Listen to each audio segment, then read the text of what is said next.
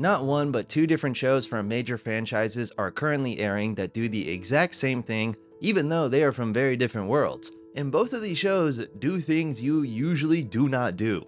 Both Wonder Man and A Knight of the Seven Kingdoms reject apocalyptic-like stakes and massive CGI battles, and instead focus more on character and emotion, treating these franchises like a lived-in world rather than a roller coaster ride. So let's look at both of these shows and how they focus more on character stories rather than big spectacle, how they give more emotional weight than these franchises' past offerings, and why this works so well, not just for us as audience members, but even for the business and the longevity of these franchises. But before we get into all of that, please don't forget to subscribe to my channel if you haven't already. I do deep dives on the film and TV industry and break down news and trends, so if you're into any of that, please subscribe. Thank you so much for watching, but let's get into it. When you watch a Marvel movie or show or a Game of Thrones show like House of the Dragon, you expect the same thing. You expect gigantic battles that make your heart pound, massive CGI fight sequences in fantastical worlds, and end-of-the-world stakes as good and evil battle it out. And both Wonder Man and A Knight of the Seven Kingdoms do none of that. But both of them are so good because they do the exact same thing. Instead of being about big events that happen in this universe that have ripple effects across the entire universe, they instead tell character stories that just so happen to be in this universe. And by shifting the focus more to character and emotion, they do something each of these franchises have forgotten is the most important part of a story. Both of these shows decide to focus on characters and their wants and their needs, rather than end-of-the-world stakes. Simon Williams is not Iron Man or Captain America trying to stop a terrorist or fight an alien. He is just a struggling actor with the dream of becoming an A-list star. He is poor, he is struggling as an actor even though he's very talented. His girlfriend just left him, and all he wants to do is land a role that he's dreamed of since he was a kid and be successful. But if that didn't happen, none of that really changes anything in the MCU overall, right? It's not like the villain of Wonder Man will wipe out half of the population. The biggest stakes are he'll just continue as a failed actor, and his secret may be revealed to the world. But that's it. And yet, we care more for this character and what happens to him, more so than I would say most of these recent Marvel TV shows. Like the whole second episode of the show is just Simon trying to film a self-tape. If he fails, nothing really happens to the Marvel universe. New York ain't gonna get destroyed for the 7th time or whatever, and yet, when you watch this, you care a lot that he accomplishes this goal. They've shifted completely away from end-of-the-world stakes to a smaller but more emotionally grounded stakes that really make you connect with the character. And the same thing is happening with A Knight of the Seven Kingdoms. Dunk doesn't inherently matter to this universe, the same as how Simon Williams doesn't really matter. He isn't from one of the most important families in the Game of Thrones universe like we've been used to seeing. He isn't some chosen one type person that has a prophecy based off of him, or royalty trying to regain their glory. He is just a really tall dude trying to become a knight. If he doesn't become a knight, the world of Game of Thrones doesn't really change. There won't be a change in someone on the Iron Throne. He won't be the cause of a family getting a dragon. None of that. He just wants a job.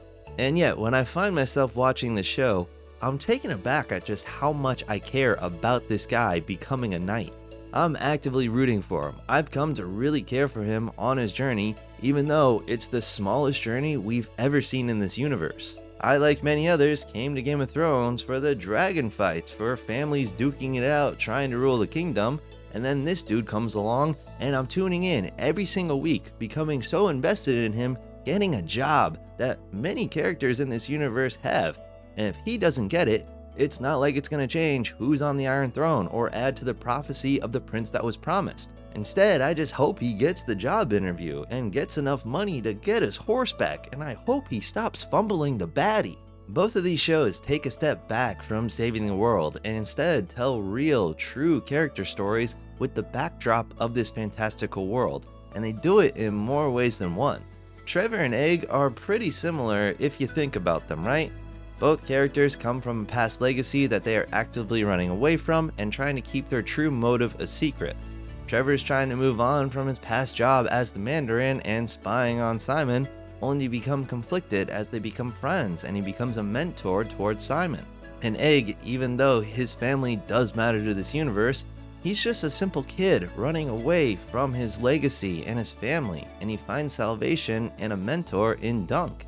And even though these are small stories with non-world changing stakes, it doesn't diminish them in any way, and it actually makes them matter more because they focus more on emotional stakes that we really relate to, and in a way that actually ups the stakes more than a villain that could destroy the world. In both of these stories, with Simon or with Dunk, they could very easily fail. Failure really matters to these characters, and it's realistic. Simon could very easily fail at becoming an actor, or Duncan could fail at becoming a knight, and that really resonates with us as an audience. We all know what it's like to follow a dream and truly believe it is your calling, and for that to not really happen.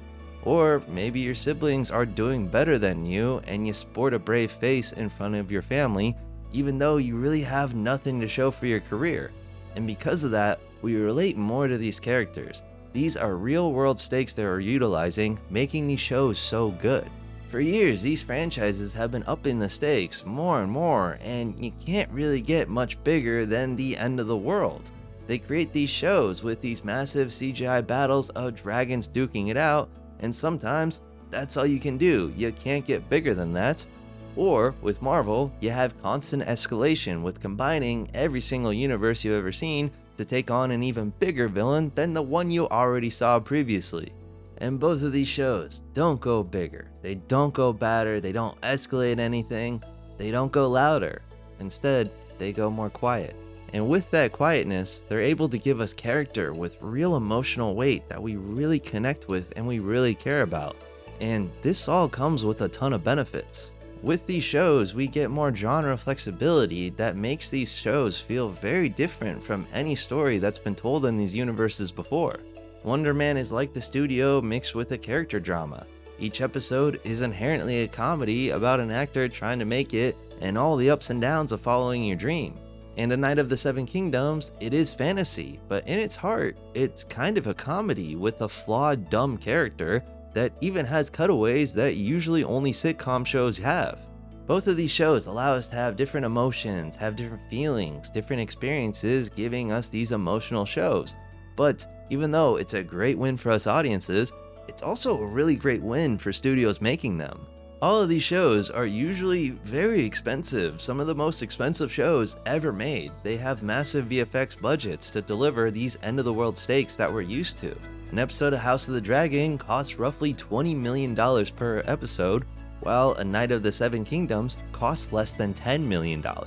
There's no massive battle scenes that cost a shit ton and require a ton of planning, or CGI dragon scenes that cost millions, because instead of focusing on that, they instead focused on character stories in a fantastical world. And this makes the show very feasible, so there's less pressure for it to perform well. And so there can probably be many seasons of Dunk and Egg, and hopefully they do start coming out on a yearly basis. And the same thing with Wonder Man. The official budget for the show has not yet been released, and when it does, we do need to factor in that production did have to be paused due to the WGA and SAG strikes of 2023, so that could inflate the cost. But there's no way this small sitcom where some of the episodes literally take place at a house in suburbia is going to be as expensive as shows like Secret Invasion or She-Hulk or Ms. Marvel, which have episodes that cost from around $20 million per episode to $30 million per episode. At least I hope it doesn't cost that much, because if Wonder Man's actual budget pre-strike was $20 million an episode, then Marvel has a much bigger problem on their hands and they really need to figure it out. And don't get me wrong, I love most of what Marvel's put out. I love House of the Dragon. I love all that stuff. It's so much fun to watch, and I hope we get more of those shows for many years to come. But Wonder Man and A Knight of the Seven Kingdoms prove that there is another way to leverage a franchise and a universe. These shows prove that you don't need expensive budgets or CGI fight scenes or end-of-the-world stakes to have a show exist in a Marvel universe or a Game of Thrones universe. All you need is great focus on character and their emotional journeys. Their goals can be so simple even though they're in a world that is very complex. And if they keep this up and keep the quality and the focus on character, then we can get some truly great shows that are smaller but still expand the worlds of these great universes that we love to come back to time and time again. Are you watching Wonder Man or A Night of the Seven Kingdoms? Let me know what you think about both shows in the comments below, and please also don't forget to like this video. I hate asking, but it does help push it out into the algorithm and find more people like yourself. And if you do subscribe, thank you so much. I'll see you in the next one. Thanks for watching.